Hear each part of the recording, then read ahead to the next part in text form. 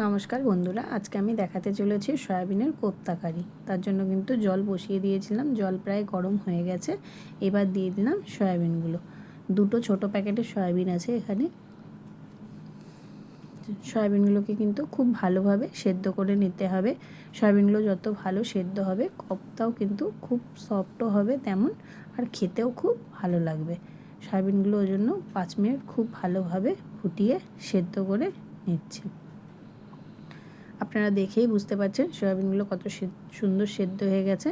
আর নিয়ে নিয়েছি দুটো আলু সেদ্ধ। এবার কিন্তু সয়াবিনগুলো ঠান্ডা জলে ঠান্ডা করে নেওয়া হয়েছে, আর জলটা পুরো ফেলে দেওয়া হয়েছে। ফেলে এবার সয়াবিনগুলোকে আমি মিক্সার গ্রাইন্ডারে ভালোভাবে পেস্ট করে নিচ্ছি। মিক্সার গ্রাইন্ডারে কিন্তু সয়াবিনগুলো আমার পেস্ট করা হয়ে গেছে।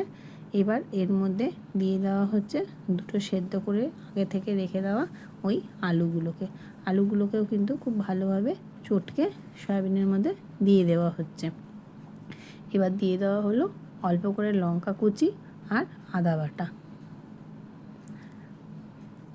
এরপর দিয়ে দিচ্ছে এখানে স্বাদ অনুসারে নুন, আর পড়ে যাচ্ছে এখানে অল্প করে কর্নফ্লাওয়ার।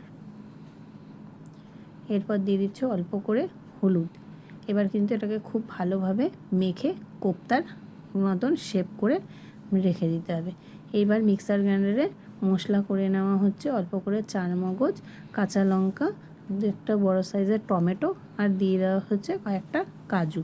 মশলাটা খুব ভালোভাবে পেস্ট করে নেওয়া হয়েছে। এবার কিন্তু তেল বসিয়ে দেওয়া হয়েছিল, তেলটা খুব ভালোভাবে গরম হয়ে গেছে। এই দেখুন, এটা কিন্তু কোপ্তার মতন শেপ করে বানানো হয়ে গেছে। এবার একটা একটা করে খুব ভালোভাবে ভেজে নিতে হবে। চুলার স্টিমটা কিন্তু হালকা করে দেওয়া হয়েছে। এবার অল্প আছে হালকা হালকা করে এগুলোকে খুব ভালোভাবে ভেজে নিতে হবে। দেখুন, একটা পাশ খুব ভালোভাবে ভাজা হয়ে গেছে। এভাবে ওলট পালট করে পুরো কোপ্তাগুলো খুব ভালোভাবে ভেজে নেওয়া হচ্ছে।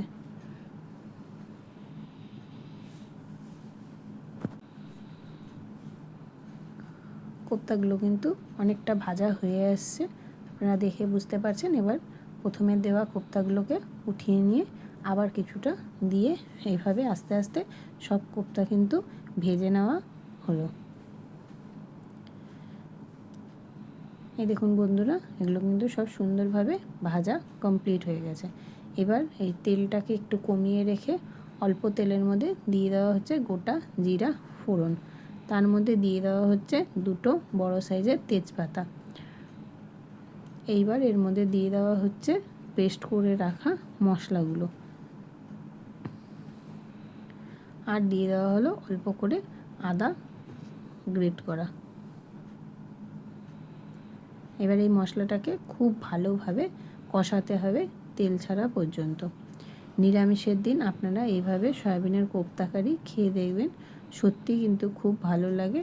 আর গরম ভাত, রুটি সব কিছুর সাথেই খুব ভালোভাবে যাচ্ছে।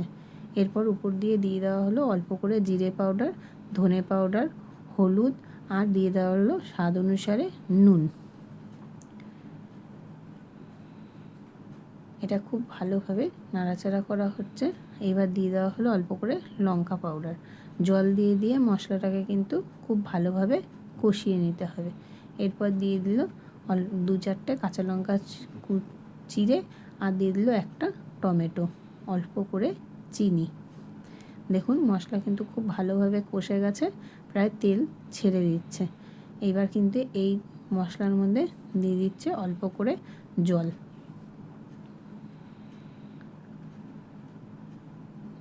জল দিয়ে এটাকে খুব ভালোভাবে ফুটিয়ে নিতে হবে। এই দেখুন, জল দেওয়ার পর কিন্তু খুব সুন্দরভাবে এটা 5 মিনিট পর ফোটা শুরু করে দিয়েছে। এরপর কিন্তু দিয়ে দেওয়া হচ্ছে ভেজে রাখা কোপ্তাগুলো দিয়ে খুব ভালোভাবে ফুটিয়ে নেওয়া হচ্ছে। তো আমার রান্নাটা যদি ভালো লাগে অবশ্যই কিন্তু একটা লাইক, শেয়ার, সাবস্ক্রাইব করবেন, আর আমার পাশে থাকবেন। দেখুন, এটা কিন্তু প্রায় কমপ্লিট হয়ে গেছে। এবার গ্যাসটা বন্ধ করে দিতে হবে।